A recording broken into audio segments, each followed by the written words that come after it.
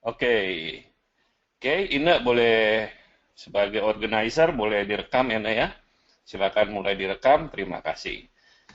Oke,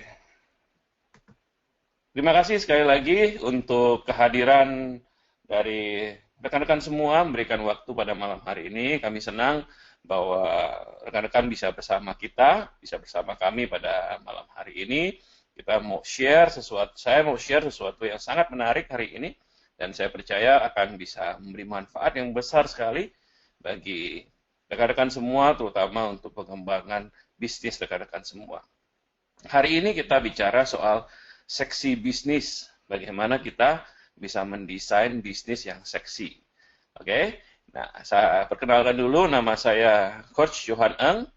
Saya seorang certified coach practitioner dan juga member dari komunitas coach dari International Coach Federation dari ICF, dan saya juga kebetulan pengurus eksekutif komite dari ICF chapter Jakarta, dan saya juga adalah training director dari UKM Pintar. Saya mempunyai seorang anak putri yang berumur hampir 4 tahun yang lucu sekali, dan juga kebetulan saya seorang dog lover atau penyayang anjing. Oke, okay? Nah itu sedikit perkenalan dari saya buat rekan-rekan semua. Oke, mari kita masuk kepada seksi bisnis. Saya ingin memberikan kredit dulu. Baik, apa yang kita pelajari malam hari ini kita ambil dari dua buku, yaitu Business Model Generation dan satu lagi Value Proposition Design. Keduanya, pengarang utamanya dari namanya Alex Osterwalder. Nah, beliau ini yang sudah mengarang buku ini, memberikan model ini, dan yang paling luar biasa, kita perlu berterima kasih pada beliau adalah beliau mengatakan bahwa hak cipta dari model yang akan kita terangkan pada malam hari ini, beliau buka untuk semua orang boleh pakai asal menyebutkan bahwa ini apa yang kita terangkan ini dari buku tersebut. Jadi hari ini kita memberikan apresiasi kepada Alex Walter Walden yang sudah memberi, dan saya percaya kita semua akan belajar banyak dari apa yang diterangkan oleh dari buku ini. Oke? Okay?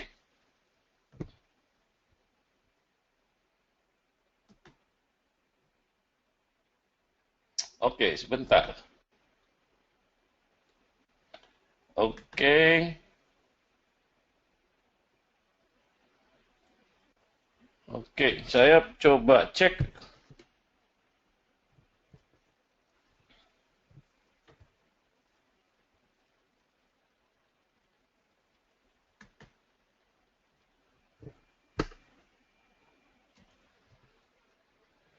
Oke, sebentar ya.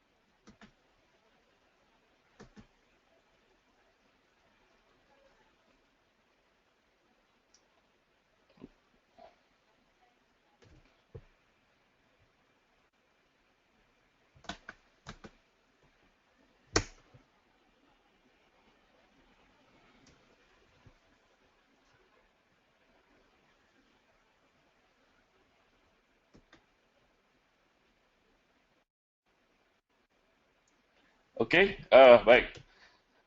Teman-teman sudah bisa lihat screen saya? Oke, thank you. Oke, sorry untuk kesalahan teknis ya. Baik, nah kembali kepada seksi bisnis. Saya ambil dari buku Business Model Generation dan Value Proposition Design, karangan dari Alex Osterwalden. Oke, nah em, kena saya merasa dua buku ini adalah buku yang salah satu buku yang terbaik yang saya pernah baca. Oke, banyak sekali manfaatnya, banyak sekali manfaatnya. Dari saya percaya kita bisa sama-sama bisa mendapatkan banyak manfaat dari buku ini.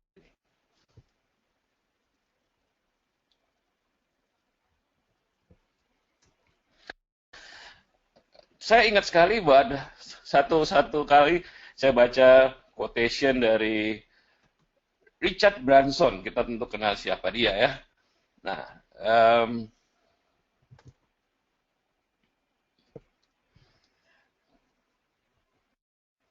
beliau ini bicara tentang, katanya, success come from listening to your customer. Ketika kesuksesan datang dari kita bisa mendengarkan pelanggan kita. Kita mengenal siapa pelanggan kita.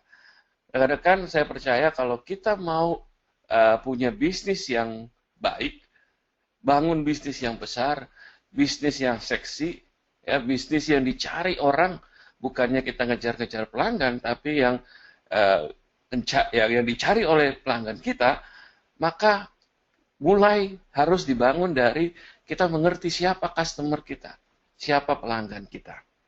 Oke, jadi saya setuju sekali dengan Richard Branson. Dia katakan success comes from listening to your customer. Nah, bagaimana kita bisa melakukannya? Saya suka rumusan ini. Job, pain, dan gain. Kita bisa tahu siapa customer kita kalau kita bertanya 3 hal ini. Job, pain, dan gain. Gampang juga kita ingat, disingkat JPG, JPG gitu ya, JPEG. Job, pain, dan gain. Job adalah tugas dan tanggung jawab yang harus dilakukan oleh customer kita. Setiap kita punya tanggung jawab, kita punya tugas yang harus kita selesaikan.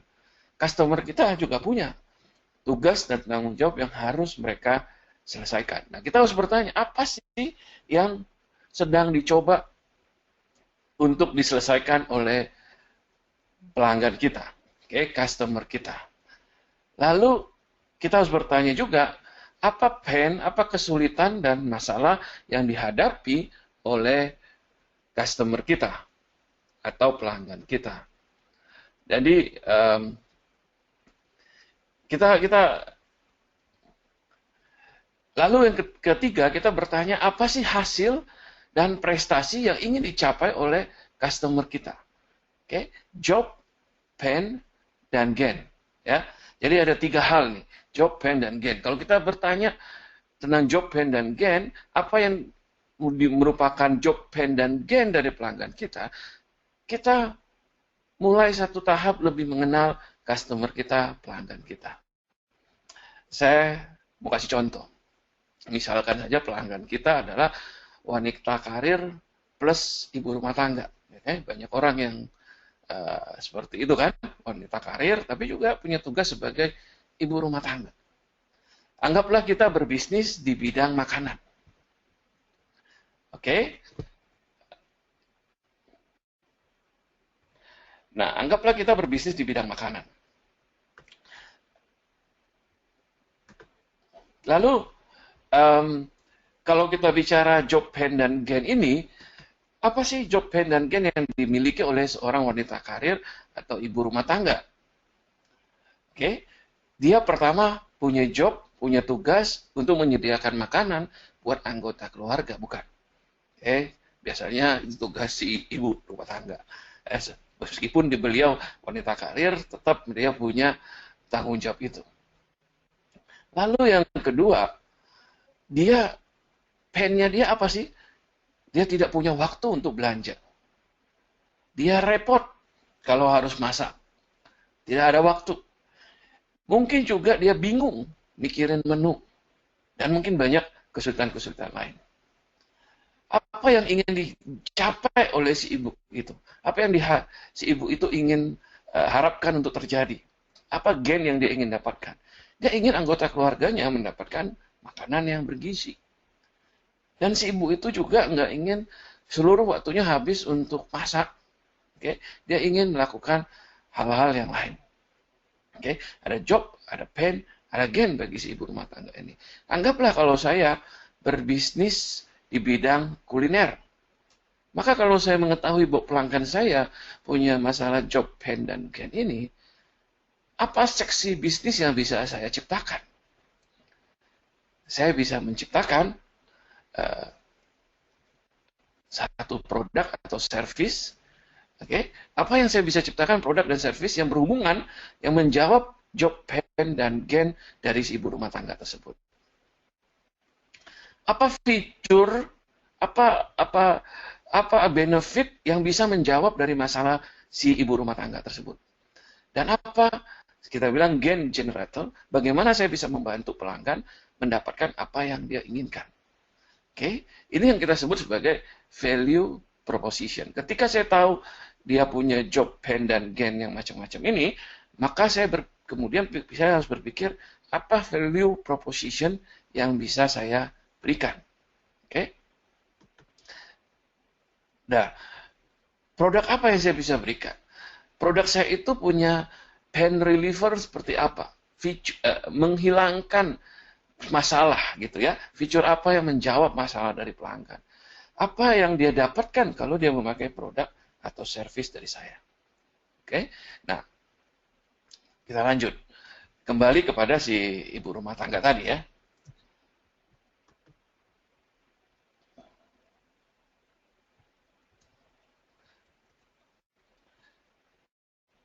Kalau saya tahu tadi dia punya masalah seperti yang kita ungkapkan, maka satu bisnis yang bisa saya lakukan, value proposition yang bisa saya buat, jasa yang bisa saya buat adalah misalnya bisnis catering.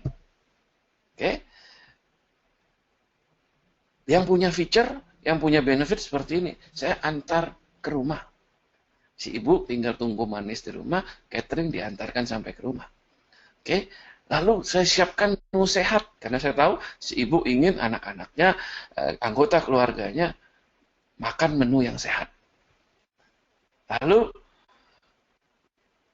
saya berharap lagi, saya akan usahakan supaya catering saya tiba tepat waktu, karena ini penting bagi mereka. Lalu tidak pakai MSG, bahkan mungkin saya bisa buat supaya catering saya itu bisa fleksibel menciptakan menunya. Si ibu itu bahkan boleh request menu, gitu ya. Dia punya opsi dari beberapa menu sehingga semakin happy dia. Nah, kalau saya memberikan value proposition ini bagi dia, saya percaya ada hal-hal yang sudah bisa dijawab.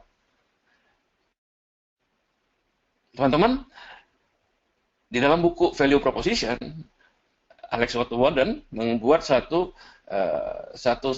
kanvas seperti ini, satu gambar seperti ini, yang menggambarkan tadi yang kita bilang job, pen, dan gen itu dengan value proposition. Hubungan antara job, pen, dan gen dengan value proposition.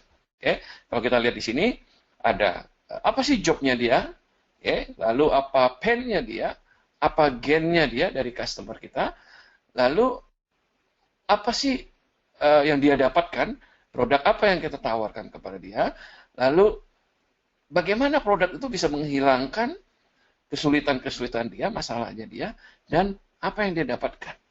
Apa yang dia dapatkan dengan memakai produk atau service kita. Contoh kembali tadi ke ibu rumah tangga, dan kita mau tawarkan pada dia catering. Maka kita bisa lihat di sini, bagi si ibu rumah tangga tersebut, apa yang diharapkan, dia ingin makanan buat anggota keluarga. Oke, ini adalah job yang dia perlu selesaikan. Satu tugas, satu tanggung jawab yang dia perlu selesaikan. Dia tidak punya waktu untuk belanja, repot. Oke, waktunya sudah tidak cukup, atau mungkin dia bingung mikirin menu. Oke, nah ini adalah kesulitan yang si ibu itu hadapi. Dia berharap supaya anggota keluarga mendapatkan makanan bergizi.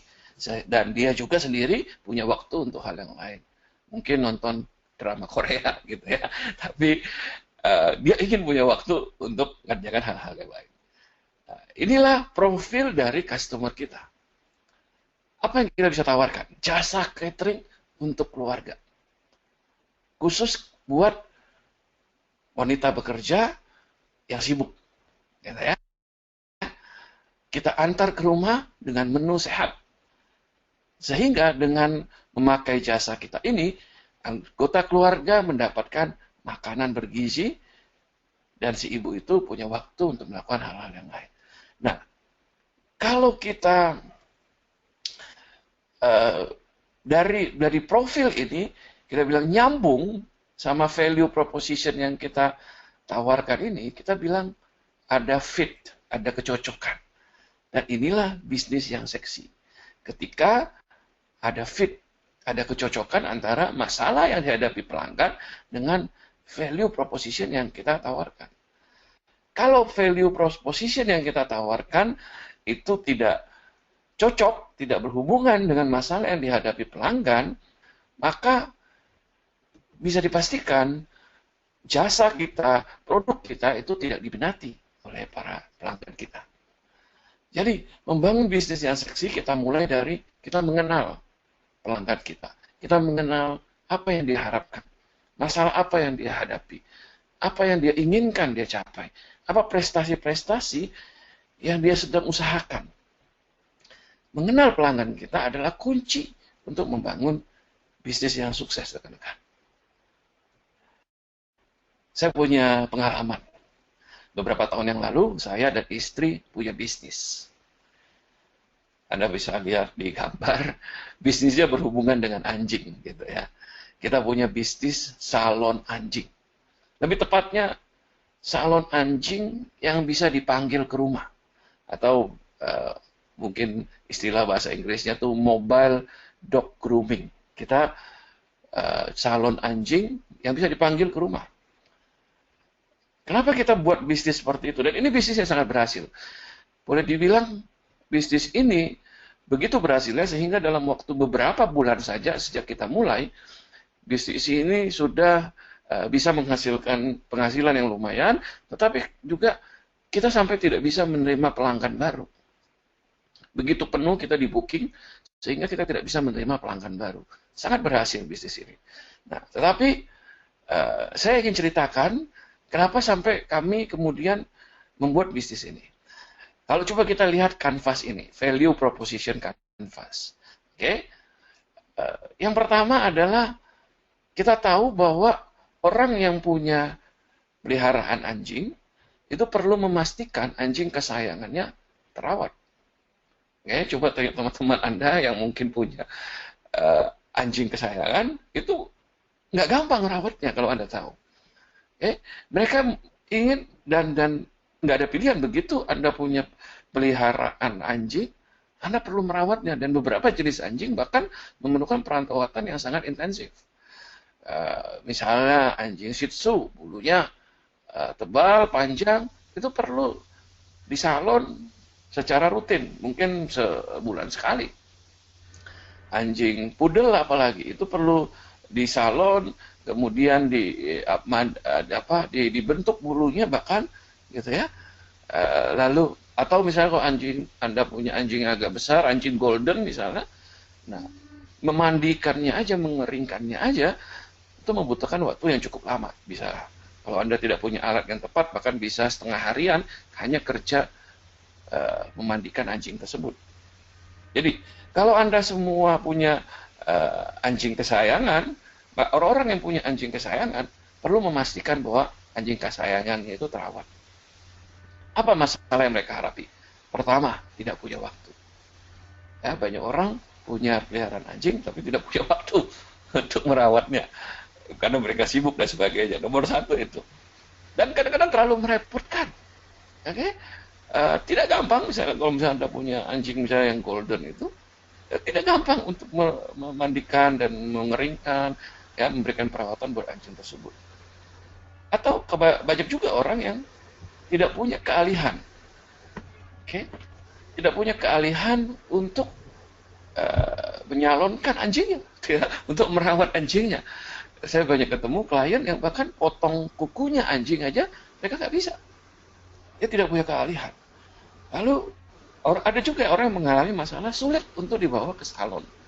Kalau Anda punya anjing yang cukup besar, dibawa ke mobil, bawa ke salon, itu perjuangan juga.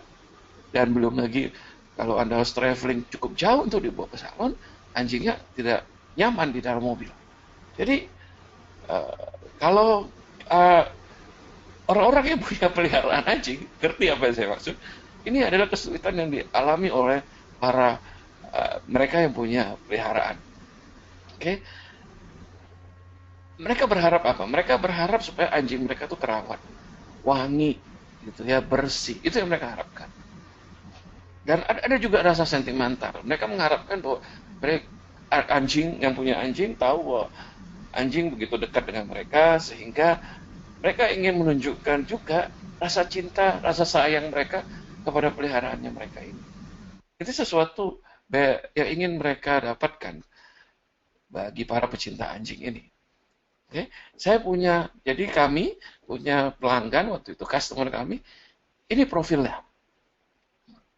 Sehingga kami membentuk jasa kami, value proposition kami menurut profil ini.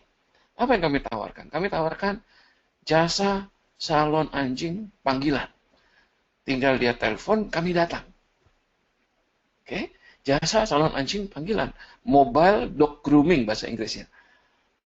Oke, ini yang kami tawarkan kepada customer kami. Kami bisa, apa yang kami hilangkan masalahnya, apa yang kami jawab masalahnya. Kami datang ke rumah, sehingga mereka tidak perlu repot lagi, mereka tidak perlu keluar waktu, mereka tidak perlu menghadapi kesulitan untuk membawa anjingnya ke salon, karena kami datang ke rumah. Dan kami bahkan menjawabkan kedatangan kami secara rutin. Sehingga boleh dibilang mereka menikmati anjingnya tanpa perlu pusing soal perawatannya. Ini adalah jawaban kami buat masalah customer kami waktu itu. Dan percaya tidak percaya, rekan-rekan semua, bisnis ini begitu sehingga dalam waktu singkat kami tidak punya waktu lagi, tidak bisa lagi menerima pelanggan baru. Dan percaya tidak percaya, kami juga memberikan harga, kami termasuk memberikan harga yang cukup mahal buat para pelanggan kami. Tapi para pelanggan kami yang tinggalnya, kalau ada orang Jakarta mungkin ada tahu, tinggal di daerah elit di Jakarta, tinggal di Pondok Indah, tinggal di Menteng dan sebagainya, mereka tidak keberatan. Bahkan ketika kami cas mereka dengan harga yang cukup premium. Oke?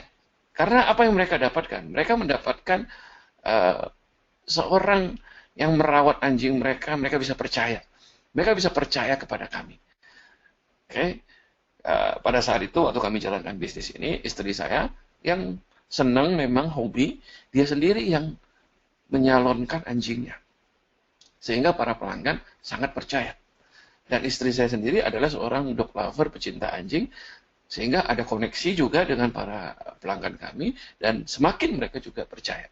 Nah, kepercayaan ini adalah sesuatu yang memberikan rasa aman, rasa tenang kepada para pelanggan kami. Sangat cocok profilnya si pelanggan dengan apa yang kami tawarkan. Jadi ini satu pengalaman saya. Dan kami tidak perlu promosi, kami tidak perlu ngejar-ngejar pelanggan. Pelanggan yang ngejar-ngejar kami, jujur aja gitu ya. Pelanggan yang ngejar-ngejar kami, dan kami tidak perlu pusing bagaimana mengembangkan bisnis ini, karena pelanggan datang sendiri. Ini yang saya sebut sebagai seksi bisnis. Rekan-rekan, ketika produk yang Anda tawarkan, jasa yang Anda tawarkan, kena cocok sama kebutuhan, ke masalah apa yang dia ingin dapatkan dari pelanggan Anda. Oke? Nah, kalau kita sudah belajar hal ini, saya ingin ajarkan hal yang kedua. Apa yang kita sebut sebagai business model generation. Nah, business model generation itu, saya ingin kutip dulu dari Jeff Bezos, si pendiri dari Amazon. Kita semua tahu ya Amazon itu apa. Bisnis online yang sangat terkenal, nomor satu ya, di Amazon. Dia punya toko retail ya, saya kira toko online yang sangat terkenal. Nah, Jeff Bezos ini bilang begini, any business plan won't survive its first encounter with reality, katanya. Rencana bisnis apapun tidak akan bertahan ketika bertemu dengan kenyataan, katanya. Karena kenyataan itu selalu berbeda. It will never be the plan, katanya. Tidak akan sama dengan rencana kita. Anda yang sudah punya pengalaman dalam berbisnis atau pernah berbisnis, Anda tahu bahwa apapun rencana bisnis Anda sebelum Anda terjun, ketika Anda terjun berhadapan dengan kenyataan, Anda tahu ternyata kenyataan berbeda dengan apa yang Anda bayangkan. Betul? Saya percaya seperti itu. Saya pun mengalami demikian. Sehingga dalam perjalanan Anda perlu mengubah rencana Anda. Nah, itu akan gampang untuk dilakukan, mudah untuk dilakukan kalau rekan-rekan Anda punya yang namanya bisnis model design. Ada blueprintnya, ada rancangan dari bisnis model Anda. Sehingga Anda gampang ngubah. Ingat, mungkin kalau Anda lihat seperti orang bangun rumah kan, kalau dia bangun rumah ada gambarnya ketika dia ingin mengubah, lebih gampang. Tapi kalau bayangkan kalau dia bangun rumah tidak ada gambarnya, hanya ngomong-ngomong aja gitu ya, waktu dia mau mengubah, betapa sulitnya. Jadi salah satu kegunaan dari bisnis plan ini adalah bisnis model desain ini adalah supaya kita bisa gampang meninjau kembali bisnis plan kita, rencana bisnis kita. Oke? Saya sangat setuju dengan Jeff Bezos ini. Kalau Anda punya pengalaman dalam bisnis, Anda tahu bahwa apapun rencana Anda beda dengan kenyataan. Anda tetap harus dalam perjalanan Anda harus mengubah rencana Anda tersebut. Oke? Jadi kalau kita begitu, apa sih yang dimaksud dengan bisnis model? Bisnis model adalah, kita boleh definisikan, bisnis model adalah penggambaran bagaimana suatu bisnis bisa menghasilkan uang. Jadi kalau Anda dengar kata-kata, apa bisnis model? Apa tuh maksudnya? Maksudnya adalah, bagaimana suatu bisnis bisa menghasilkan uang? Ya kan? Sangat simpel. Oke? Penggambaran bagaimana suatu bisnis bisa menghasilkan uang. Lalu, kita membuat bisnis model. Artinya kita membuat rencana bagaimana suatu bisnis bisa menghasilkan uang. Oke? Nah, mari kita lanjutkan.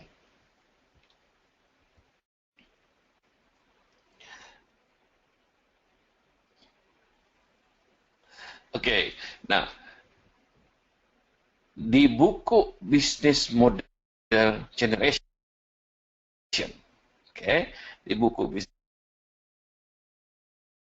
Model Generation, Alex Gordon dia membuat kanvas. Nah, bisnis model kanvas ini terdiri dari 9 elemen. Anda bisa lihat 9 elemen itu. Oke, ada namanya value proposition,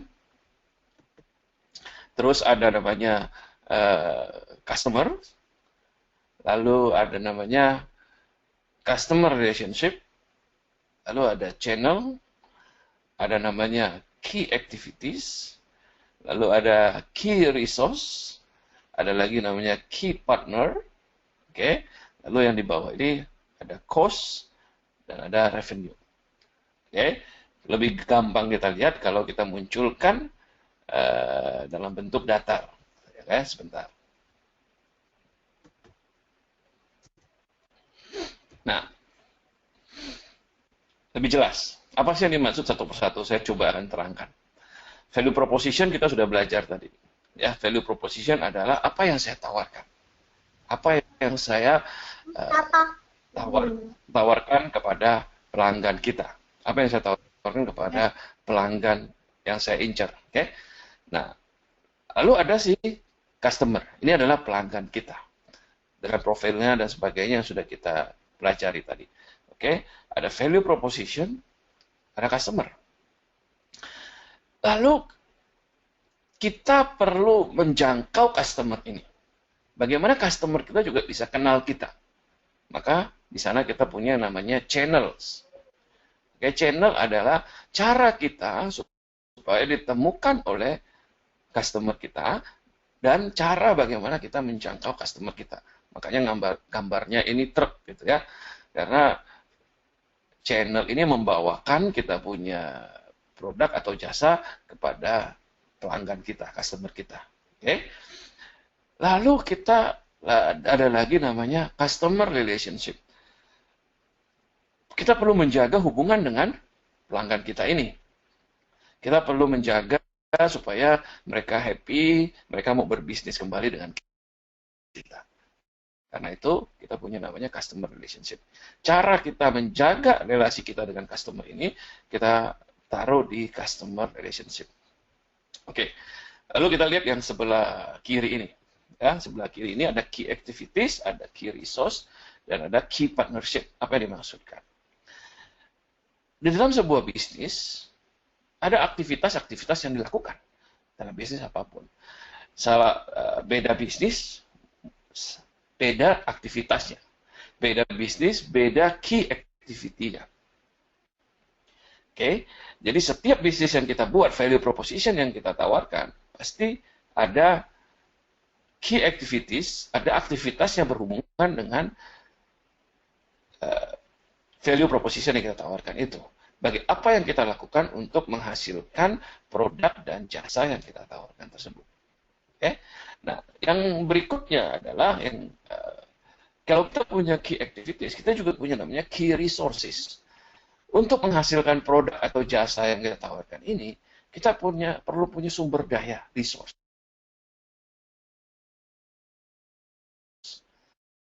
Resource itu bisa orang, bisa juga teknologi, bisa juga berupa resep rahasia misalnya, ya. Apapun itu. Tapi ada sumber daya yang memungkinkan kita untuk menghasilkan jasa yang kita tawarkan ini. Contoh misalnya, tadi saya menawarkan jasa salon anjing. Nah, saya punya salah satu key resource adalah pengetahuan, keterampilan untuk menyalonin anjingnya itu, ya kan? Itu knowledge dan skill itu adalah key resource saya. Oke? Nah, semoga jelas. Lalu kita punya lagi namanya key partnership. Biasanya dalam satu bisnis, kita tidak sendiri. Kita akan menggandeng pihak lain bersama-sama sehingga kita bisa menghasilkan produk dan jasa yang kita tawarkan ini. Oke? Dan orang-orang yang kita gandeng itu kita bilang partner. Dan orang-orang penting, pihak-pihak penting untuk menghasilkan value proposition kita masukkan dalam key partnership. Lalu yang bawah ini, ya, dua kotak bawah ini berhubungan dengan masalah uang. Yang pertama, cost structure. Bisnis apapun pasti membutuhkan biaya. Ada biaya yang kita keluarkan untuk menghasilkan produk atau jasa yang kita tawarkan. Ini value proposition kita. Nah, itu kita tuliskan di kotak ini, kotak cost structure. Jadi kita pasti punya cost. Dan semua bisnis paling penting, ya kan, yang kita harapkan adalah menghasilkan revenue, menghasilkan keuntungan, menghasilkan uang, betul? Makanya gambarnya ini adalah mesin uang, mesin kasir gitu ya. Revenue, menghasilkan uang. Jadi rekan-rekan, apa sih, dari mana kita udah menghasilkan uang? Strategi apa, produk apa yang mendatangkan uang bagi kita? Kita tulis di sini. Oke, di kotak revenue stream ini. Oke, saya ulang, coba kita lihat lagi pelan-pelan.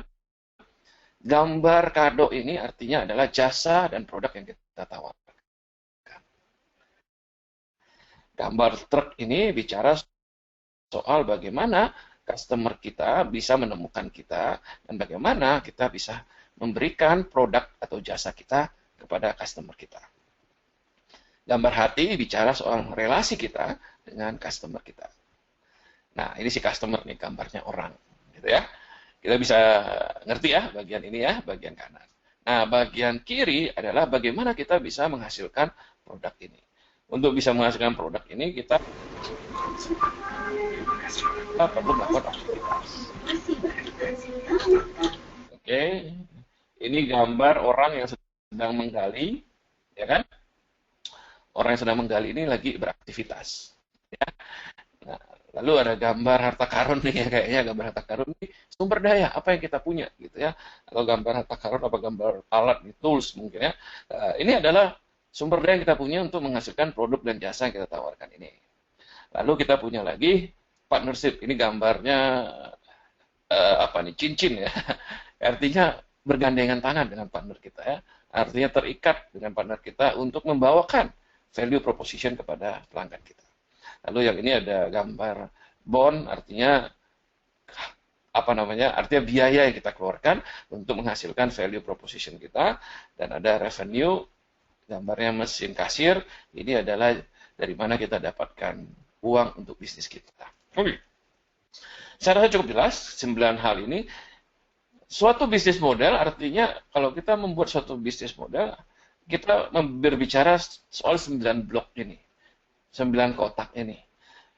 Kita bicara soal apa sih yang kita tawarkan, kepada siapa sih, bagaimana sih dia menemukan kita, bagaimana sih kita menjaga hubungan, apa sih yang perlu kita kerjakan, apa yang kita butuhkan untuk menghasilkan produk dan jasa itu, lalu dengan siapa sih kita mesti berpartner, biaya apa yang kita keluarkan, dan dari mana kita harapkan uang datang. Udah, itulah bisnis model. Saya ingin kasih contoh supaya lebih jelas. Mari kita lihat. Coca-Cola. Oke, siapa yang nggak tahu Coca-Cola? Saya percaya kita semua tahu apa itu Coca-Cola. Coca-Cola bisnis modelnya seperti apa sih? Oke, oh sorry, saya kembali dulu. Coca-Cola. Oke, Coca-Cola bisnis modelnya siapa sih customernya dia? Customernya Coca-Cola ada dua. Ada yang besar, okay, peritel besar, sama kecil. Betul ya? Ada toko-toko kecil, ada toko-toko besar. Jadi ada dua.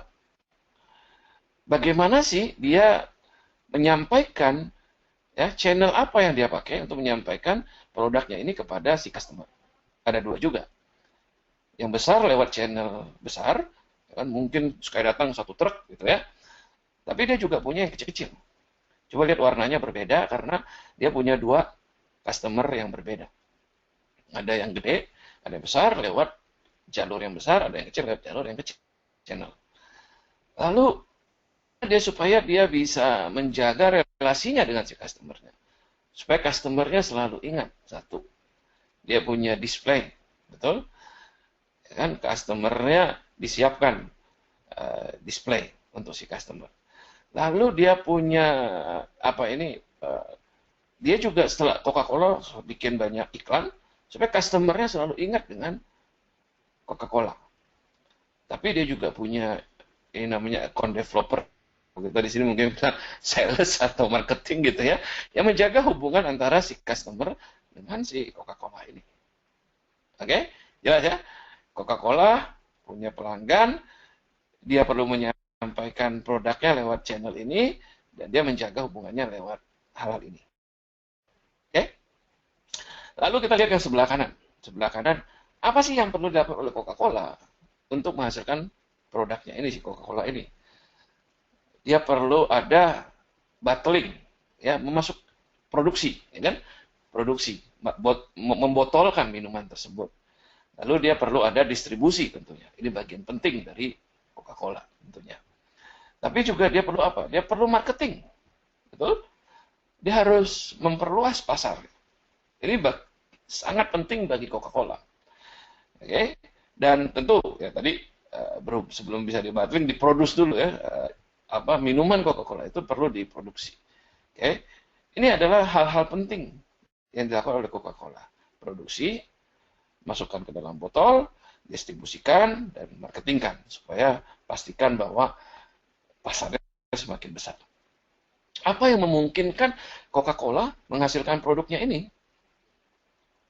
Yang pertama, ini nih. Coca-Cola katanya punya resep rahasia, betul ya? Ya nggak share itu. Apa yang membuat apa yang ada di dalam Coca-Cola, gitu ya? Itu kata secret recipe katanya, resep rahasia. Tapi Coca-Cola juga punya pabrik, oke? Baik pabrik sirup maupun pabrik pembotolan, oke? Nah, dua-duanya ini perlu untuk menghasilkan botol Coca-Cola ini, sebotol Coca-Cola ini. Dan dia juga punya banyak sekali sebagai asetnya dia juga botol-botol dari botol Coca-Cola. Oke, jadi ini adalah key activity dan key resource-nya dia. Coca-Cola ini memerlukan aktivitas ini sehingga dia bisa menghasilkan Coca-Cola dan dia harus punya sumber daya ini sehingga dia bisa menghasilkan produk ini. Oke, nah lalu partnernya apa? Rupanya Coca-Cola juga punya partner dalam membotolkan. Oke, saya kira mungkin nggak semua negara sama, tapi ada negara-negara di mana dia punya partner dalam membotolkan, dan dia juga punya partner distributor, ya kan? Jadi ini adalah partner bagi si Coca-Cola. Nah, ini yang paling penting. Uangnya gimana? Maka aktivitas biasanya berhubungan dengan cost. Kalau kita melakukan aktivitas, ya pasti biasanya ada cost-nya. Jadi coba kita lihat marketing, ya kan? Itu masuk sebagai cost juga. Produksi sirup, ya ada aktivitas produksi sirup, pasti ada cost, ada biaya untuk memproduksi sirup. Membotolkan dan distribusi juga ada cost-nya. Oke, jadi ini adalah cost yang dikeluarkan, biaya yang dikeluarkan oleh perusahaan Coca-Cola. Nah, dia dapat dari mana uangnya? Tentulah, pastilah dari penjualan, baik besar maupun kecil, enterprise. Jadi inilah model bisnis Coca-Cola, suatu perusahaan yang besar sekali. Bisa kita modeling, kita bisa buat modelnya di dalam 9 blok ini. Bisnis apapun, kecil maupun besar, bisa dibuat modelnya di dalam satu halaman ini. Dengan mempelajari bisnis model desain ini, kita mengerti sekarang bagaimana bisnis beroperasi. Dan saya percaya ini sangat penting bagi kita para pebisnis, para entrepreneur, untuk belajar ini. Untuk tahu apa sih yang pengaruhnya, apa sih yang berpengaruh dalam bisnis saya. Ketika kita menguasai 9 faktor ini, 9 blok ini, kita sudah bisa memetakan bisnis kita dengan sangat jelas. Oke. Saya ingin kita sama-sama petahkan bisnis model dari penerbangan murah. Nah, ini kita semua kenal ya. Salah satunya misalnya AirAsia, ya kan, ataupun mungkin Lion Air, ya kan, atau banyak penerbangan murah yang lain. Itu seperti apa sih bisnis modelnya? Yang pertama, yang mereka tawarkan adalah penerbangan dengan harga murah. Itu value proposition dari mereka. Lalu mereka, siapa sih customer segmennya? Siapa sih yang dituju? Adalah orang-orang yang ingin harga terjangkau, ingin penerbangan dengan harga terjangkau. Mereka yang ingin harga terjangkau, mereka ingin terbang, tapi harganya bisa mereka jangkau. Itu orang yang dituju sebagai customer segment dari penerbangan harga murah ini. Nah, bagaimana itu bisa dilakukan? Bisa sampai kepada si customer ini? Banyak penerbangan murah yang memakai dan berfokus pada memakai website. Website mereka dirancang begitu baik sehingga customer langsung langsung memesan kepada si perusahaan tanpa melalui perantara lagi. Sehingga apa? Perusahaan bisa memberikan harga yang murah karena tidak ada cost pihak ketiga. Mereka juga bisa memesan lewat call center yang dikelola oleh perusahaan. Sekali lagi, langsung kepada perusahaan sehingga perusahaan tidak perlu membayar tour, traveler, agent, dan sebagainya. Nggak ada lagi pihak ketiga. Jadi, langsung bisa diberikan harga yang lebih murah kepada pelanggan karena mereka memiliki channel-channel ini. Mungkin ada beberapa kantor yang mereka buka, tidak banyak untuk menekan cost, tapi ada beberapa yang mereka buka supaya memudahkan si pelanggan. Oke, ini adalah channel yang dipakai oleh si perusahaan penerbangan harga murah. Kalau kita lihat relation mereka, bagaimana cara mereka menjaga relasi dengan si customer. Saya rasa mereka sangat mengandalkan website, informasi di sana selalu update sehingga customer bisa mendapatkan info-info terbaru lewat website mereka. Dan saya rasa kita semua mungkin pernah menerima SMS promosi ya, penerbangan harga murah atau email. Ya, kalau kita pernah menjadi pelanggan, kita masukkan alamat email kita. Berikutnya, ketika ada promosi lain, mereka akan kirim email kepada kita sebagai customer-nya dulu.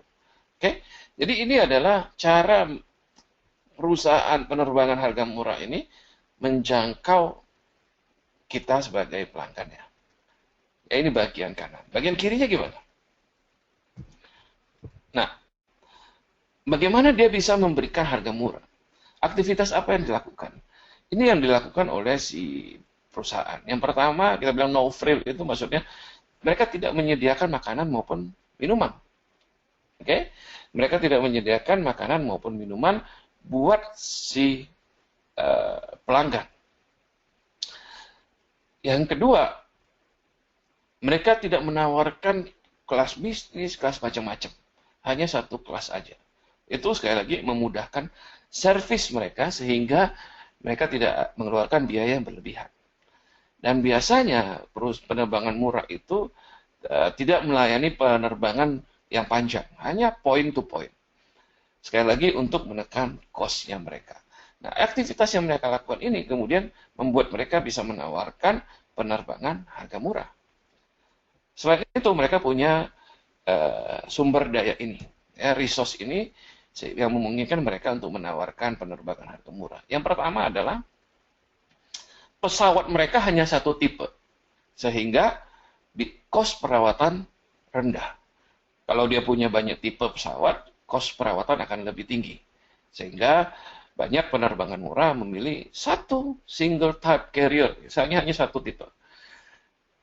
Apalagi, salah satu aset atau resource mereka yang paling penting adalah website mereka. Website dari penerbangan murah. Karena di website inilah pelanggan masuk dan membeli tiket. Tentu, semua bisnis biasanya staff, air crew kalau kita bilangnya. Jadi ini dia punya pramugaranya itu adalah salah satu resource juga yang memungkinkan mereka bekerja secara efisien, mereka menawarkan produk-produk lain di pesawat sehingga sekali lagi mereka bisa menawarkan kepada kita penerbangan. Oke. Penerbangan murah ini bekerja dengan airport.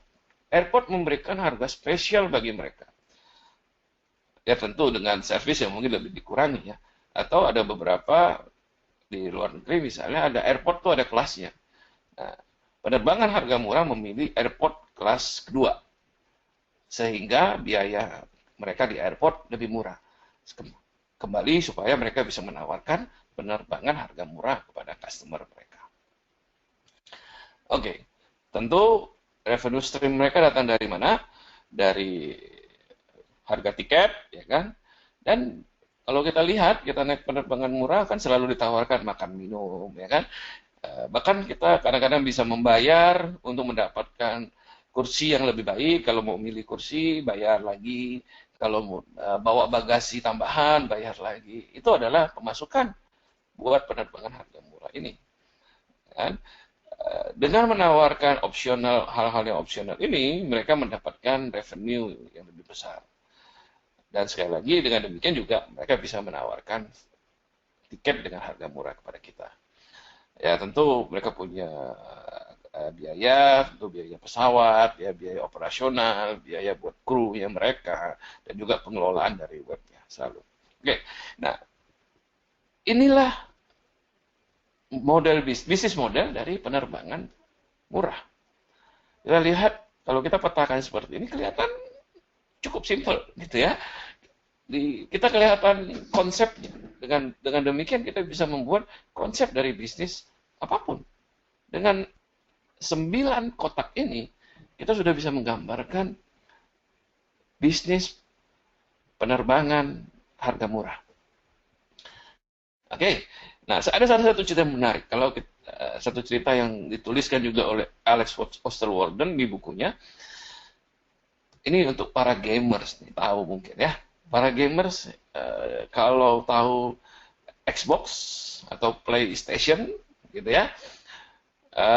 Sony, PlayStation, Xbox punya Microsoft gitu ya. Itu luar biasa. Itu luar biasa. High performance gitu ya. Karena perlu prosesor yang bagus, perlu graphic card yang bagus supaya grafiknya bagus gitu ya, keluarnya bagus gitu. Jadi gitu, kalau alat PlayStation itu, Xbox-nya itu canggih sekali. Karena canggih, jadinya mahal. Jadi sebenarnya perusahaan itu rugi tuh. Ini hardware sales at a loss itu maksudnya PlayStation, ya Sony dan Microsoft ketika jual PlayStation dan Xbox, ya mereka jual dengan harga rugi. Kenapa? Kalau dijual dengan harga produksi tidak ada yang beli. sangat mahal. Karena kan ini barang yang sangat canggih gitu ya. Lalu mereka dapat uang dari mana? Nah, mereka dapat uang dari developer game. Kalau kita beli Xbox, kita beli PSP, gitu ya, PlayStation, pastilah kita perlu beli software gamenya dong. Kalau nggak ada gunanya itu. Nah, ketika kita membeli games, rupanya ada kerjasama antara Sony dan Microsoft. Setiap kali kita membeli games, si Sony dan Microsoft ini akan mendapatkan keuntungan juga dari sebagian keuntungan dari apa yang dihasilkan oleh developer game tersebut. Customer segment dari PlayStation dan Xbox ini adalah para gamer, para pemain game yang serius. Ya, hanya mereka yang serius yang main PlayStation dan Xbox gitu ya. Ini para gamer gitu. Ya, ini adalah customer segmentnya dari mereka, dari PlayStation dan Xbox. Nah, saya ingin versuskan dengan Nintendo Wii karena mereka punya bisnis model yang berbeda, rekan-rekan. Nintendo Wii. Apa yang dilakukan oleh Nintendo Wii? Nintendo Wii itu membuat chip, dia bikin apa namanya? Dia bikin alat game, konsol game, ya, Wii-nya itu murah, tidak secanggih, tidak sebagus dia punya performance-nya dibandingkan PlayStation maupun Xbox. Kalau kita lihat Wii gitu ya, grafiknya aja kan kayak pemain zaman dulu tuh ya, kayak games zaman dulu ya, bentuknya apa pixel-pixel begitu tuh ya. Tapi nggak penting bagi customer segment yang dituju bukan para gamer. Yang dituju siapa sih yang main Wii? Itu ibu-ibu rumah tangga. Siapa sih yang main Wii? Mereka yang nggak pernah main game yang biasa dimainkan di PlayStation, gitu ya. Keluarga yang mau olahraga itu yang main Wii, main Nintendo Wii. Jadi ini adalah customer segment yang berbeda yang dituju oleh si Nintendo Wii ini. Sehingga mereka tidak perlu, ketika mereka menjual alat game tersebut, mereka tidak menjual rugi. Mereka mendapatkan keuntungan setiap kali mereka menjual Nintendo Wii. Jadi ada profitable hardware sales. Kalau Xbox terpaksa harus menjual hardware-nya rugi, Nintendo Wii tidak perlu. Perubahan yang dibuat oleh Nintendo Wii adalah dia punya resource, kalau kita bicara, dia punya teknologi baru di mana alat gamenya mendeteksi gerakan, sehingga itu game itu kemudian menjadi menarik, fun untuk dimainkan oleh para casual gamers, para ibu-ibu gitu ya, keluarga, anak-anak kecil gitu kan, main itu tuh kalau kita pernah main golf apa tinju gitu ya, apa tenis gitu yang kita gerak-gerakin, dia punya alat deteksi gerakannya itu, kan segmen yang berbeda dari yang diincar oleh Xbox maupun PlayStation. Tapi dua-duanya ini menghasilkan revenue yang cukup baik. Tapi saya senang Nintendo Wii karena ini adalah terobosan, ini adalah breakthrough di dalam bisnis model. Ini innovation di dalam bisnis model. Nanti kita bicara lebih banyak tentang innovation. Nah, rekan-rekan semua, saya janji dari promosi kemarin kita bahas bisnis model dari Gojek. Ini kalau Anda yang belum tahu tentang Gojek, ini kita yang tinggal di Jakarta mungkin sudah lumayan sering kita ngeliat Gojek. Gojek ini adalah gimana ya? Ini adalah satu bisnis model yang sangat menarik menurut saya. Karena mereka menawarkan servis lewat para tukang ojek. Tukang ojek ini bukan karyawan dari mereka, bukan karyawannya mereka. Tapi partner, bahkan sebenarnya adalah klien dari perusahaan. Oke? Apa yang mereka tawarkan? Oke?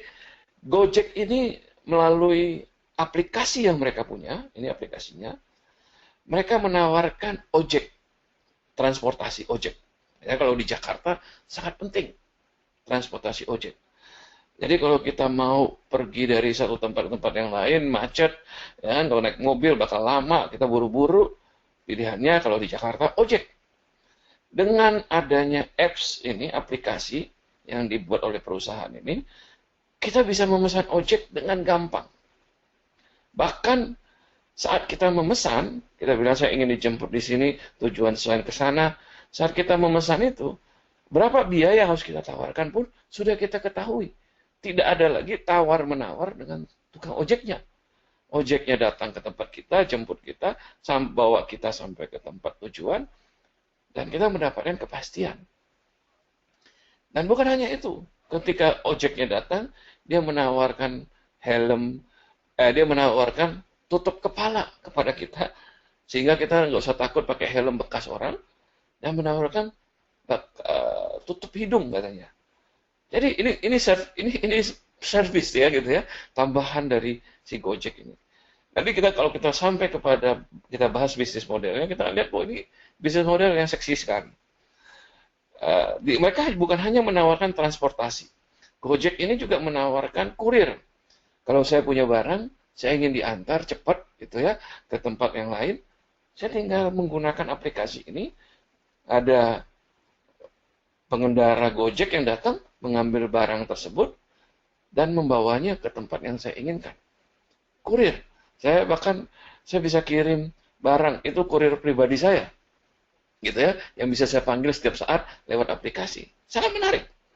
Lalu saya bisa bahkan minta si tukang Gojek ini, ya, namanya tukang Gojek gitu ya, si abang ini untuk shopping bagi saya. Saya bisa pesan belanjaan yang saya mau, sepanjang itu di bawah 1 juta, akan dibayarin dulu oleh si Gojek, sehingga waktu barangnya datang ke rumah saya, baru saya ganti harga dari barang belanjaan saya. Jadi kalau saya ibu rumah tangga, tidak bisa keluar karena mungkin saya tidak bisa nyetir mobil, atau tidak punya waktu karena saya harus ngurus anak, tapi saya perlu belanja, saya tinggal gunakan Gojek. Sangat menarik. Terakhir mereka bahkan menawarkan delivery makanan. Wah, kalau saya ngidam gitu ya, saya pingin satu makanan kesukaan saya dari restoran tertentu, saya males tapi pergi ke restoran tersebut, saya bisa minta Gojek untuk antarkan makanan tersebut kepada saya. Oke? Sangat menarik sekali, sangat menarik. Oke, kalau kita bahas, kita misalkan pakai value proposition canvas untuk menggambarkan bisnis modelnya, apa yang mereka tawarkan. Pertama, kita tahu orang kota, gitu ya, orang kota seperti Jakarta dan mungkin beberapa kota besar lain, kita perlu berpergian untuk berbagai kebutuhan. Ya, semua orang perlu berpergian untuk berbagai kebutuhan sebenarnya. Kita seringkali harus melakukan itu. Kita tidak punya pilihan, kita perlu melakukannya. Itu suatu job yang harus kita lakukan. Tapi ada pain-nya, ada masalah besar, ada kesulitan besar bagi kita. Macet. Kalau Anda orang Jakarta, saya percaya kadang-kadang Anda tahu apa yang saya maksud gitu ya. Kita sama gitu. Kita menghadapi ini setiap hari, macet. Oke, itu pain-nya kita. Kita ingin apa? Kita ingin, kalau kita udah macet, kita boros waktu. Kita buang-buang waktu di jalan. Maka kita ingin apa? Kita ingin urusan kita selesai, tapi kita hemat waktu. Itu yang ingin kita capai. Kita juga ingin, kalau misalnya pun kita memakai transportasi ojek, kita ingin sesuatu yang terjamin. Oke? Saya nggak tahu bagaimana dengan rekan-rekan, tapi saya paling males tawar-menawar. Gitu ya. Saya nggak tahu apakah Anda pernah alami, Anda naik ojek, kita tanya, berapa bang? Ya nanti biasa bu, katanya gitu. Biasa pak, katanya gitu. Tapi begitu sampai di tujuan, Anda dipaksa untuk membayar biaya yang nggak sepantasnya. Sangat mengesalkan. Itu tidak terjamin. Ya, dan sekali lagi kalau Anda naik ojek, Anda nggak tahu siapa tukang ojeknya. Jadi kita pengen dapatkan, kalaupun kita naik ojek, terjamin dan terpercaya. Nah, inilah yang kemudian ditawarkan oleh si Gojek ini. Gojek menawarkan ojek untuk transportasi, kurir, belanja, pesan makanan. Ya, ini at least saat ini empat hal yang di cover oleh Gojek. Saya percaya bisnis modelnya bisa bisa sangat berkembang. Ini kebutuhan yang sangat besar yang dipunyai orang kota. Dia ini menjawab masalah besar. Mereka menerobos kemacetan. Bahkan kalau kurir gitu ya, antaran makanan, antaran shopping, itu sangat menghemat waktu kita. Ya, apalagi mudah di booking gitu ya. Kita tidak perlu macet-macetan. Menjawab masalah macet ini. Sangat menjawab. Dan apa yang kita dapatkan? Oke, mereka buat itu gampang melalui apps. Oke, lalu kita bahkan tahu kalau kita pakai apps ya, kita tahu kurir kita lagi udah sampai di mana. Kita tahu belanjaan kita yang kita pesan sampai di mana. Kita bisa tahu. Ini kemudahan berbelanja, datanya real time gitu ya. Ini adalah hal-hal yang kita dapatkan. Ini yang ditawarkan oleh Gojek, ya. Lalu apps-nya mereka memberikan kemudahan, ya kan? Dan real time data merupakan sesuatu yang kemudian sangat-sangat membantu bagi kita. Ya, ini hal yang kita dapat kemudian. Value proposition-nya cakep banget. Saya senang sekali. Waktu saya tahu tentang Gojek, saya meskipun saya belum pernah pribadi belum pernah pakai Gojek, tapi mempelajari tahu tentang bisnis modelnya, saya sangat suka. Saya bilang ini luar biasa. Ini luar biasa. Bisnis yang seperti inilah bisnis yang sangat seksi, bahkan kalau saya bilang super seksi. Kalau kita petakan dalam bisnis model Canvas, Ojek value proposition mereka jelas. Ojek for transport, courier, shopping, food delivery. Customer mereka sangat jelas. Orang kota yang sibuk di desa nggak ada gunanya. Ini hanya berjalan bagi orang kota yang sibuk, gitu ya, yang macet. Kalau nggak ada macet, ini juga berkurang manfaatnya. Tapi jangan lupa ini yang penting. Ini yang penting. Customer mereka juga salah satu klien mereka juga adalah tukang ojek. Tukang ojek itu bukan karyawan mereka. Bahkan juga bukan partner mereka. Ini adalah klien mereka. Tugasnya si Gojek sebenarnya adalah menghubungkan antara tukang ojek dan orang kota yang sibuk. Dua-duanya adalah klien dari si Gojek. Tukang ojek mereka, nanti kita singkat aja TO gitu ya, tukang ojek. Tukang ojek ini adalah klien dari si Gojek. Si Gojek menghubungkan antara tukang ojek dan orang kota yang sibuk ini. Oke? Tidak gampang untuk orang kota yang sibuk ini menemukan tukang ojek. Maka Gojek memudahkannya. Lewat apa? Lewat apps, kan, aplikasi yang dikembangkan. Oke, coba kita lihat. Channelnya gimana? Saya senang banget karena simple sekali. Sebenarnya bisnis model Gojek ini sangat simple. Justru bisnis model yang bagus adalah bisnis model yang simple. Mereka hanya punya channel yang paling utama lewat apps-nya mereka. Coba lihat website-nya mereka. Hampir tidak ada keterangan apa-apa selain promosi apps. Karena mereka mengandalkan apps, ya, rekan-rekan. Mereka mengandalkan apps-nya mereka untuk menghubungkan antara orang kota yang sibuk ini dengan para tukang ojek. Oke, customer relation-nya gimana? Saya tahu mereka meminta para customer, ya, orang usernya, orang kota ini menaruh deposit dulu, ya, sejumlah uang tertentu. Nah, deposit ini ada ikatan juga bagi si customer tentunya, dan mereka memberikan bonus dan sebagainya. Dan saya percaya kalau kita masuk ke sebagai pelanggan dan sebagainya, nanti kita akan dapat mungkin SMS, email dan sebagainya dari Gojek. Nah, mereka menjaga hubungan antara si customer dengan perusahaan. Oke. Nah, lebih seru lagi kalau kita lihat key activities. Apa yang dilakukan oleh Gojek? Kita bicara Gojek itu bukan tukang ojek, gitu ya. Tukang ojek itu adalah klien dari si Gojek ini. Gojek ini tidak mengantarkan, tidak punya karyawan untuk mengantarkan barang, mengantarkan orang, gitu ya. Apa yang mereka lakukan? Gojek itu aktivitasnya adalah customer service. Oke? Mereka melayani orang kota yang sibuk ini yang mau mencari tukang ojek. Oke, baik lewat apps-nya mereka maupun bisa telepon. Kita bisa telepon juga, minta order gitu, bisa. Nah, ini customer service adalah aktivitas dari si Gojek. Dan ini yang menurut saya paling nggak mudah. Mereka merekrut tukang ojek. Rekrut yang saya maksud bukan menjadi karyawan, tapi menjadi klien. Jadi sebenarnya lebih tepat kita bilang marketing kepada tukang ojek. Tukang ojek ini mau gitu menjadi klien dari Gojek. Dan saya dengar, saya baca, katanya menjadi klien dari si Gojek ini menguntungkan bagi si tukang ojek.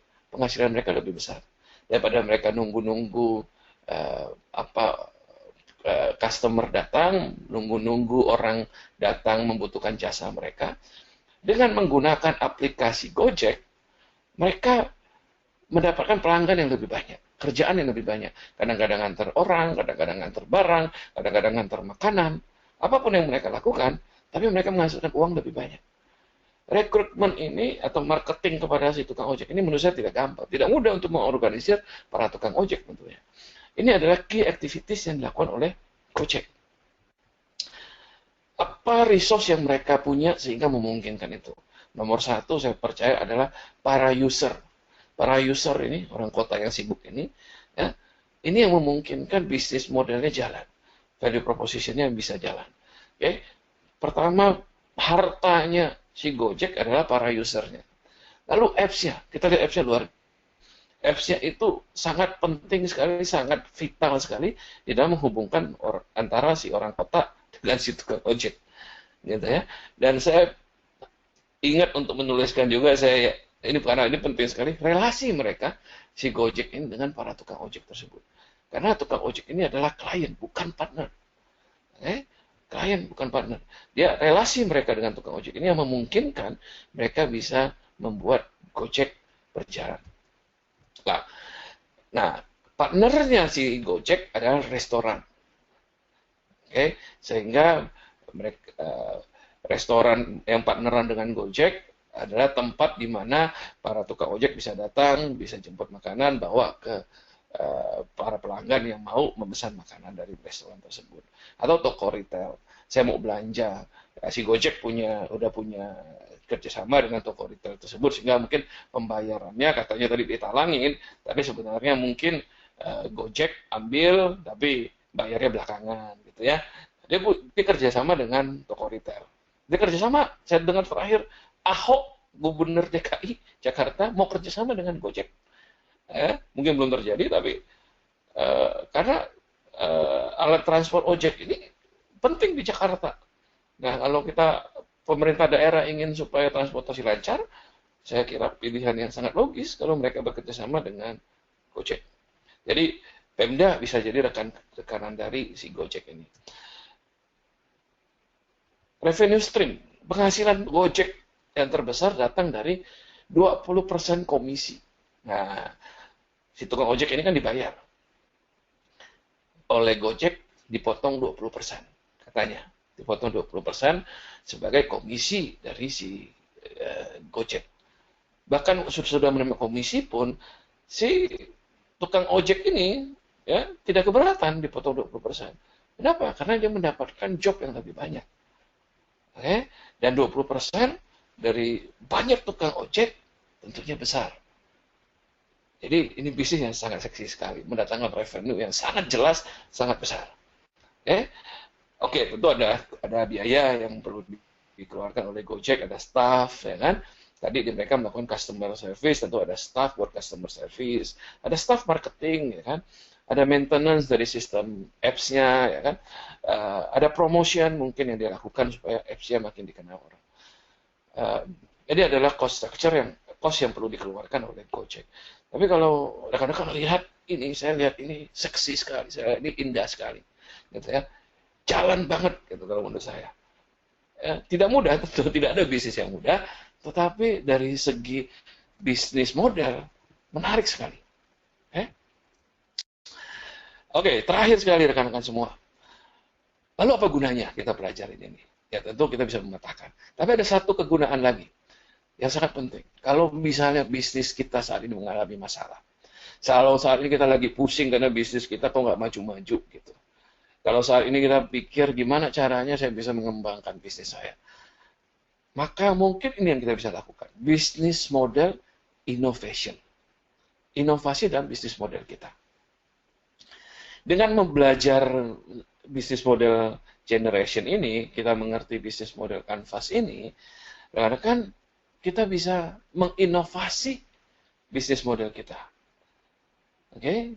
Inovasinya bisa kita bagi menjadi 5. Inovasi yang berdasarkan resource yang kita miliki, atau inovasi yang berdasarkan pada offering kita atau value proposition kita. Yang ketiga ada inovasi yang berdasarkan kepada pelanggan kita, atau inovasi yang berdasarkan kepada keuangan. Nah, yang kelima ada inovasi yang mungkin campur-campur gitu ya dari beberapa pihak. Saya kasih contoh supaya jelas ya. Begini.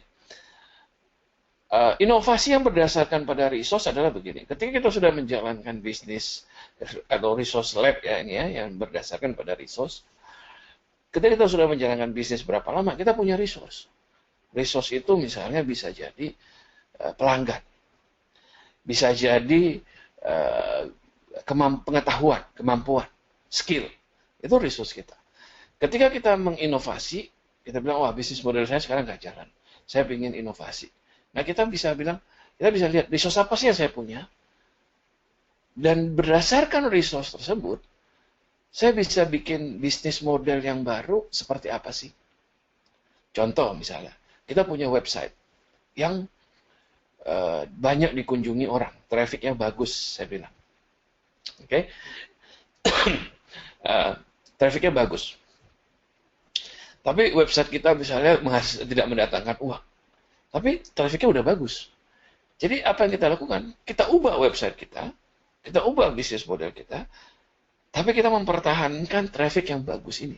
Karena ini harta kita, ini resource-nya kita, ini sumber dayanya kita.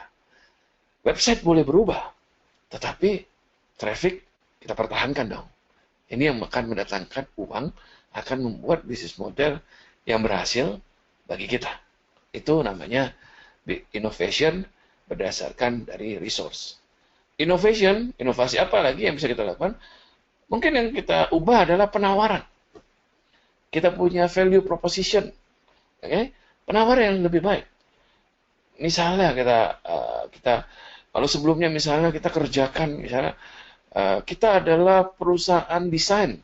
Kita selalu buat desain waktu yang kita butuhkan seminggu untuk membuat suatu desain. Mungkin kita bikin penawaran yang lebih baik. Desain yang kita ubah aktivitas kita sehingga kita bisa menawarkan sekarang desain selesai dalam 2 hari. Misalnya, itu penawaran yang lebih baik. Bisnis model kita berubah dengan value proposition kita ubah. Atau bisa kita sebelumnya kalau misalnya kita menawarkan produk tertentu, kita ubah produknya. Atau jasa tertentu, kita ubah jasanya.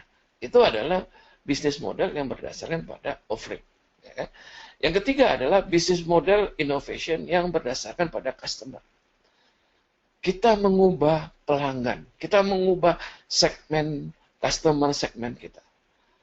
Mungkin kita punya satu bisnis, tawarkan pada satu segmen. Misalnya kita tawarkan kepada yang menengah ke bawah. Kita sadar tidak jalan. Kalau kita mau mengubah, mungkin kita bisa mengubah pelanggannya. Mungkin kita tidak tawarkan lagi ke menengah ke bawah. Tapi kita tawarkan khusus buat pelanggan kelas atas misalnya. Tentu kita perlu mengubah offering kita juga. Tetapi offeringnya kita ubah berdasarkan karena segmen yang kita sasar sudah berubah. Itu customer led. Nah, ada juga inovasi yang berdasarkan pada perubahan dari segi finance atau keuangan. Harga yang kita ubah. Termin pembayaran yang kita ubah. Ada satu contoh begini. Mesin fotokopi Xerox ketika diluncurkan itu sangat mahal. Jadi ketika mau dijual, nggak ada yang mau beli. Mahal sekali. Jadi apa yang dilakukan oleh Xerox? Xerox tidak lagi menawarkan mesinnya untuk dibeli, tapi untuk disewa. ketika sewa dengan harga bayar bulanan lebih murah, gitu ya. Perusahaan tidak harus keluar uang sekaligus untuk membeli, tapi cukup sewa. Sewa dengan gratis mengcopy sekian lembar. Tapi kalau misalnya mereka copy lebih dari lembar tersebut, mereka bayar biaya tambahan. Nah, bagi Xerox ternyata itu jalan. Ternyata itu jalan. Daripada dia jual dengan menyewakan, ternyata itu menghasilkan bahkan keuntungan yang lebih besar buat Xerox. Jadi, rekan-rekan, ketika kita mempelajari bisnis model ini, kita jadi ngerti sekarang. Kita jadi ngerti sekarang apa yang kita bisa lakukan untuk kalau misalnya bisnis model kita macet nih gitu ya, bisnis kita tidak maju nih, ya mogok nih, misalnya mentok nih gitu ya, kita bisa gunakan bisnis model generation ini, kita bisa lakukan inovasi untuk bisnis model kita yang sekarang ini. Oke, baik rekan-rekan, saya harap kita mendapatkan hasil, kita dapat banyak inspirasi, kita dapat banyak manfaat dari webinar ini. Saya ingin undang rekan-rekan semua, kalau bagi yang belum mendapatkan inspirasi bisnis kita, silakan ikut di inspirasi bisnis kita. PIN BB kita ini 7EHO 7E86 BB1F, oke. Tinggal invite aja, tiap minggu kita bagikan secara rutin audio inspirasi bisnis kita yang saya percaya akan membantu Anda, rekan-rekan semua, untuk berkembang sebagai seorang entrepreneur, pebisnis yang lebih baik. Oke, sekarang waktunya rekan-rekan, yuk kita tanya jawab.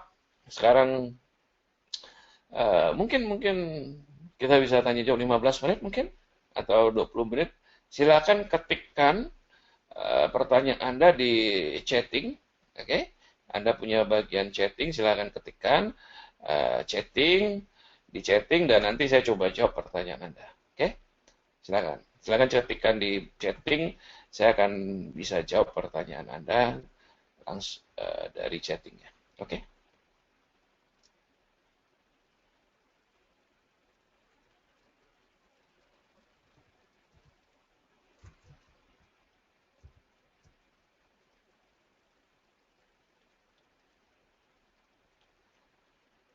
Silakan teman-teman yang ingin bertanya, boleh ketik di chatting.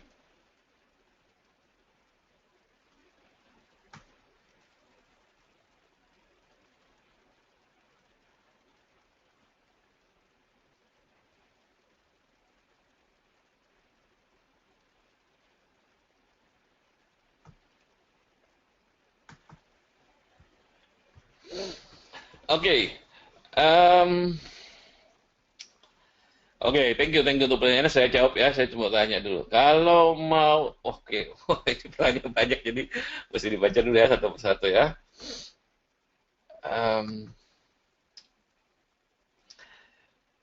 Kalau mau online, tapi biaya kirim kan mahal, bagaimana? Katanya gitu ya. Oke, jadi masalahnya adalah kita ingin bisnis kita berbasiskan online, tapi online tentu ada biaya tambahan, yaitu biaya kirim. Nah, ada beberapa solusi mungkin. Yang satu, partner dengan ekspedisi atau jasa pengiriman yang nggak mahal. Oke, tentu ada terms yang harus dibicarakan, ada kondisinya mungkin, tapi kalau kita bisa menggandeng partner yang baik, kita bisa mengirimkan dengan harga yang lebih murah. Nah, tapi kalau bicara biaya kirim mahal, tapi ada banyak sekarang yang saya rasa bisnis online yang sangat berjalan karena gini. Kalau saya ke toko, misalnya contoh toko buku. Oke, anggaplah saya punya bisnis jualan buku. Itu adalah menurut saya satu bisnis yang sangat bisa online. Mengapa? Karena kalau orang mesti ke toko buku untuk milih buku, untuk beli buku, dia perlu waktu, dan kalau dia buat toko bukunya ada di mall, coba Anda hitung parkir di mall bayar, ya kan? Kalau di Jakarta apalagi sejam 4.000 gitu ya. Dan itu adalah biaya tambahan bagi dia untuk membeli satu buku. Kalau saya tahu buku apa yang saya ingin beli, dengan senang hati saya pesan online. Kecuali kalau saya pergi ke toko buku bukan untuk hanya membeli buku, tapi untuk lihat-lihat buku gitu ya, untuk experience ya. Mungkin itu beda. Tapi kalau saya tahu buku yang saya mau beli, dengan senang hati saya pesan online, bahkan kalau ada biaya kirim pun saya bersedia bayar. Karena biaya kirim tidak lebih besar dari biaya yang saya keluarkan untuk pergi ke toko buku, untuk parkir, untuk beli hanya satu buku.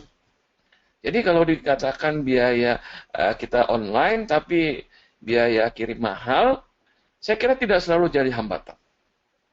Tentu kalau saya pernah juga ada pengalaman bisnis di mana saya banyak mengirimkan produk ke daerah-daerah. Nah, tentu kalau Indonesia memang masih hambatan, kalau saya harus kirim ke Papua, nah itu masalah karena biaya kirim ke Papua sangat mahal. Ya, Jakarta, Papua mahal. Dan kalau saya kirimnya nggak banyak, tentu saya sulit untuk bekerja sama dengan ekspedisi dan ya apa boleh buat kalau itu. Apa boleh buat. Tapi tidak selalu harus pada saat itu kita bisa bikin inovasi dari segi yang lain mungkin. Oke, atau mungkin segmennya kita batasi dulu. Ya, kirim ke luar, misalnya kalau Anda di Jawa, mungkin kirim ke luar Jawa tidak usah dikerjakan dulu, misalnya ya, misalnya. Kirim ke yang dekat-dekat dulu. Nah, tapi itu satu solusi. Saya hanya mau kita berpikir bahwa biaya kirim mungkin tidak lebih mahal sekarang daripada biaya saya datang ke toko, pergi beli barang gitu ya, pergi ke mall untuk beli barang. Oke. Lalu ada yang bertanya lagi, kalau sistem reseller gimana untuk bisa sukses? Nah, ini agak kurang jelas nih, apa yang dimaksud dengan sistem reseller. Tapi kalau ditanya bagaimana bisa sukses, saya kira semua bisnis sebenarnya kuncinya sama. Coba Anda pelajari, mau bisnis apapun, mau bisnis reseller, mau bisnis produk atau apapun, semua bisnis bisa sukses satu kalau bisnis Anda itu dibutuhkan oleh pelanggan Anda. Seksi, gitu ya saya bilang. Oke, lalu yang kedua, coba lihat bisnis model Anda. Aktivitas Anda apa yang penting? Sudahkah Anda lakukan aktivitasnya dengan baik? Partner Anda siapa? Sudahkah Anda menjalin hubungan baik dengan partner Anda? Lalu channel Anda bagaimana? Apakah Anda gampang ditemukan? Apakah pelanggan gampang menghubungi Anda? Apakah Anda deliver dengan baik kepada pelanggan Anda? Pokoknya lihatlah blueprint tadi, canvas tadi, ya, bisnis model canvas tadi. Itu semuanya yang akan bantu Anda untuk sukses. Setiap blok itu Anda pastikan Anda lakukan dengan baik. Saya jamin bisnis apapun kecil maupun besar, Anda bisa sukses. Oke. Ada yang tanya, bisa coaching private nggak? Bisa tentunya. Oke. Saya percaya Anda semua ada di grup WA kita. Silakan kita bisa bahas lebih lanjut mengenai coaching. Dan sebenarnya saya nanti akan memberikan juga gratis grup coaching ya bagi yang berminat, di mana kita bisa tanya jawab. Kebetulan di sini banyak orang, kita tanya jawab agak susah, sehingga hanya satu arah. Tapi nanti kita akan buat acara di mana kita bisa grup coaching, di mana tanya jawab bisa berlangsung dua arah. Oke? Pertanyaan. Bagaimana dengan bisnis properti? Saya suka bisnis properti. Oke. Saya buka kantor sendiri, tapi kurang. Nah, ini pertanyaannya terputus, kurang apa nih maksudnya? Coba saya cari dulu. Oke, kurang apa nih ya? Nggak ada. Tapi bisnis properti saya buka kantor sendiri tapi kurang. Saya punya ide sebenarnya, Pak Erwin Purwanto. Bagaimana kalau bisnis properti tanpa kantor? Kantor itu cost, betul? Ya kan? Kalau kita lihat bisnis model itu cost structure yang sangat besar sekali. Bagaimana kalau Anda memikirkan ide bisnis properti tanpa kantor? Wah, jangan bilang nggak bisa dulu, gitu ya. Kalau Anda mau jadi orang yang inovatif dalam bisnis model, jangan bilang nggak bisa dulu. Saya percaya ada kemungkinan-kemungkinannya. Nah, saya nggak bocorkan dulu, tapi kalau Anda bilang bisnis properti, sebenarnya ada beberapa yang saya dan tim sedang bicarakan dengan beberapa pemilik bisnis properti, kita punya ide yang inovatif untuk bisnis properti.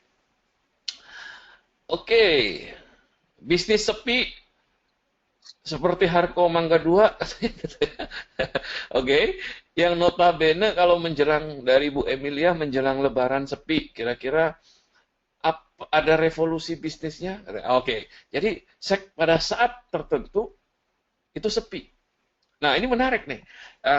Justru ketika kalau Anda sudah bisa memprediksi saat tertentu itu akan sepi, maka Anda pasti bisa putar otak mencari solusi bagaimana ketika kejadiannya akan terjadi, Anda sudah punya senjata. Misalnya orang yang bisnis tour sama ya, bisnis tour ada masanya low season katanya ya.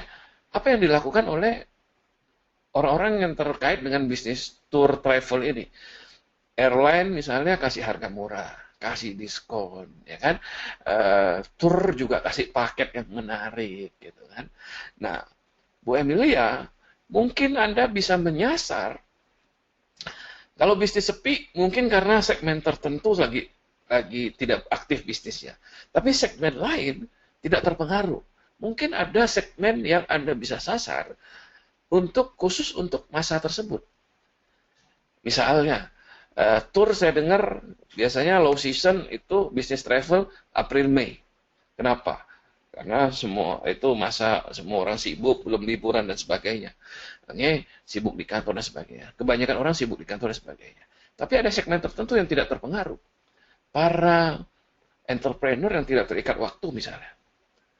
Oke, Anda bisa tawarkan harga yang lebih murah. Mereka tuh tidak perlu nunggu sekolah liburan misalnya untuk berlibur, misalnya, atau para pensiunan yang tidak terikat waktu lagi. Nah, orang-orang ini bisa memanfaatkan low season ini. Intinya adalah, Bu Emilia, satu hal yang bisa dipikir, segmen apa yang tidak terpengaruh Lebaran? Sasar segmen itu.